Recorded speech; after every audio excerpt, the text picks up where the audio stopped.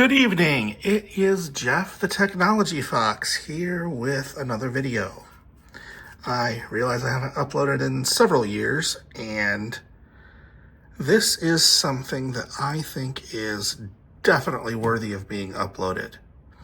So, as you may or may not know, I'm into vintage computers, specifically vintage Macs.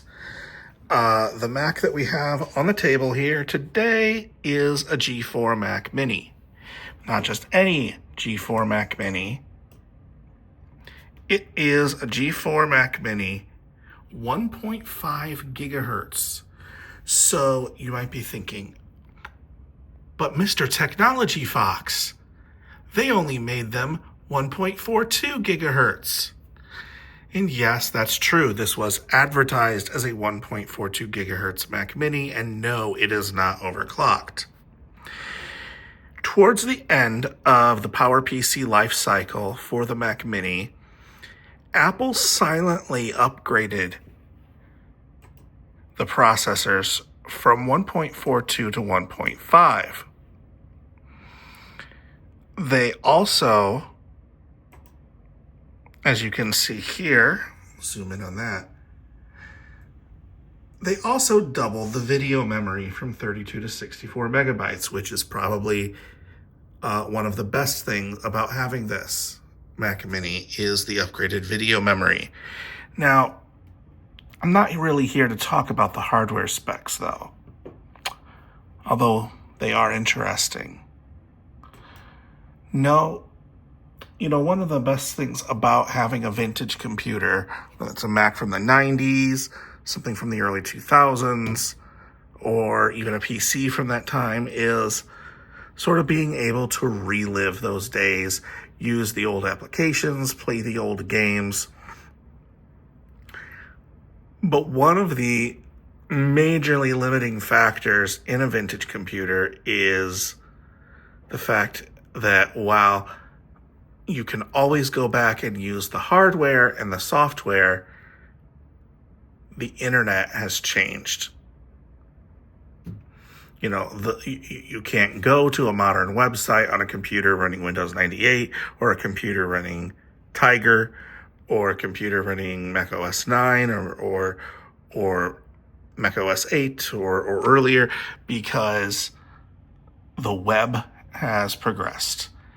And that's great. That's great for our modern computers. We have things like Facebook and Google Voice, we have iCloud, we have stuff that never could have existed. But it does leave you in a conundrum. Because what if you want to use those old web browsers on these computers? What if you wanted to relive what the web was like? Well, you can. And I'm going to show it to you. So down here, we have Internet Explorer. And this is Internet Explorer 5. It is running under Mac OS 9 Classic mode. I thought that would be appropriate rather than using Tiger's Safari. And take a look at Apple.com. Looks nothing like the Apple website that you know. No, this was Apple's website as it used to be. A long time ago. I mean, look at this. They still have the eMate. And the Newton.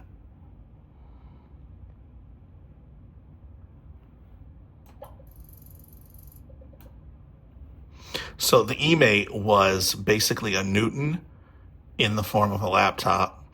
You can find them on eBay for a relatively reasonable price. They're kind of cool. I think the idea here was something along the lines of like what we would have called a netbook or an iPad, but yeah. Steve Jobs was notorious for hating these. The eMate, the Newton, everything. everything. He hated it. So let's pop ourselves into product information. Some pictures didn't load, but take a look at that. The 20th anniversary Macintosh gives you an idea of the era of this website. Purchasing. Yeah, you couldn't order a Mac online. You had to go to where to buy and then actually get off your butt and drive somewhere. Performa. Well, cat's out of the bag. Yep. So the thing that makes all of this possible is a web proxy called ProtoWeb, which uses the Wayback Machine.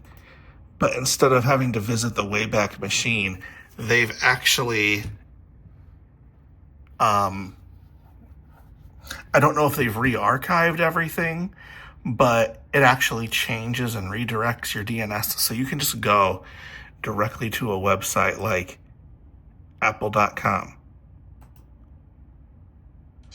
Or let's try msn.com. Yup. Take a look at that. This is what MSN used to look like.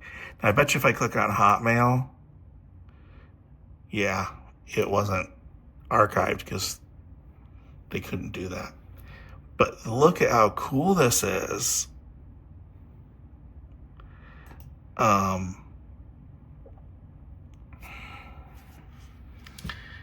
Yeah, they, or let's try Yahoo.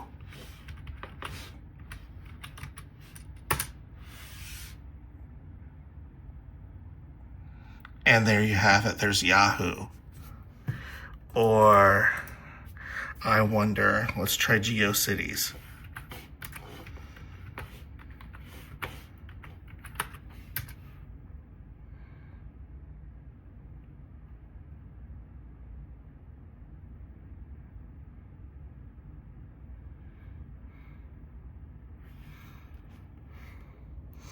So here's GeoCities.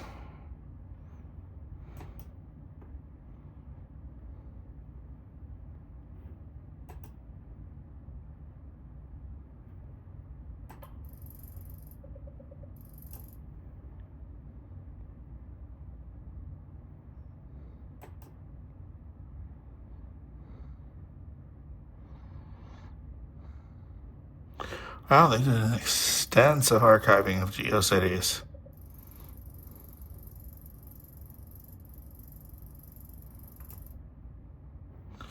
Yeah, I'm curious.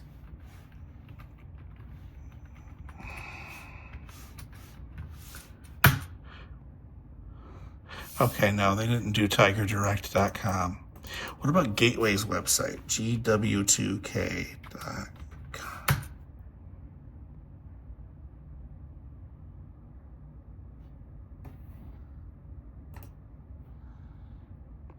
So this is a directory of what they've archived. Like id Software. Take a look at the Infomax Software Archive.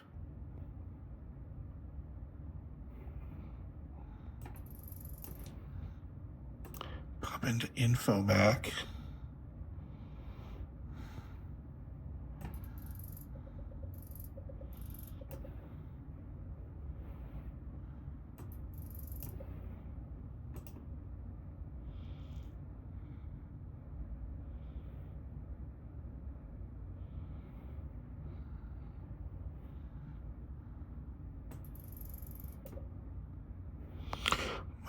HQX files, those take me back.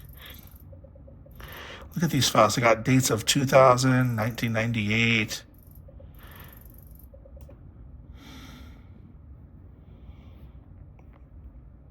Here's one. Let's go to AOL.com.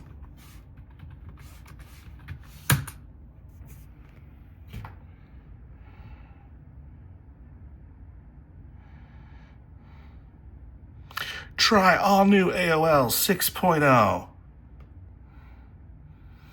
Oh, and there's ICQ. Remember, uh-oh, uh-oh, uh-oh. Oh my. You know what? Let's try and actually let's quit Internet Explorer here. And Applications OS 9, Netscape Communicator. Let's try old Netscape Communicator.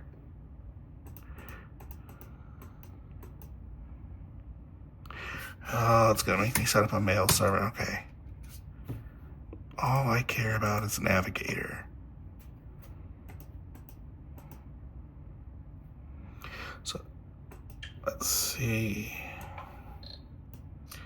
All right, I'm gonna have to,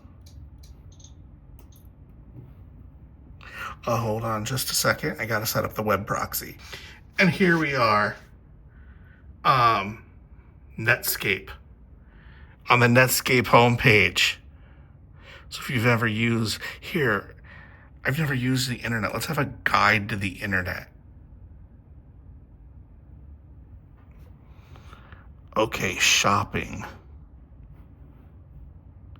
Okay, we're not shopping. I mean, it is a work in progress, but it is amazing with the progress they've made so far. And this, I wonder if download software.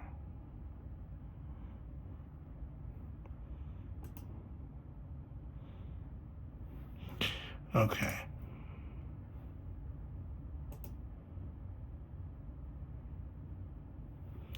Yeah, not all the categories work, but it is cool to see what they have archived.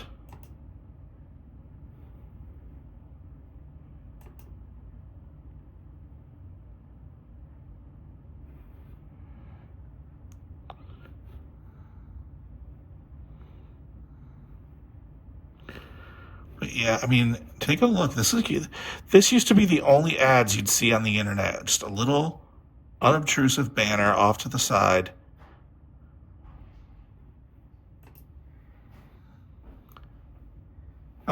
Even like, let's go back to AOL.com just to show you.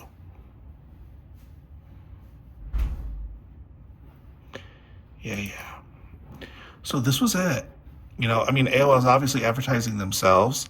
So you have some ICQ ads here, but ICQ is completely legitimate.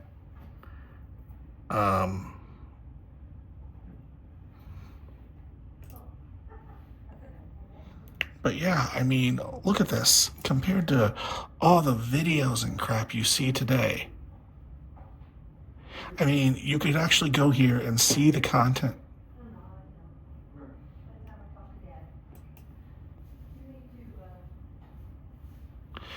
Look at this, AOL for your PDA.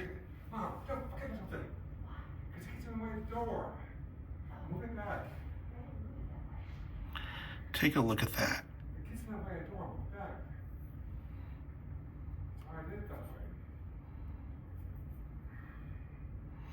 AOL for Palm, Windows CE, and Pocket PC. So, yeah. Just, it's pretty amazing. And it's something you should definitely check out. It's called ProtoWeb. Like I said, it's a proxy server. You don't have to set up no Linux, no Raspberry Pis on your network to render anything. It just works. Okay, they do all of the hard stuff. So check it out. They do accept donations. Running something like that isn't free. And definitely take a look on your vintage computer. But that's it. That's what I wanted to show you guys. This is Jeff the Technology Fox, signing off.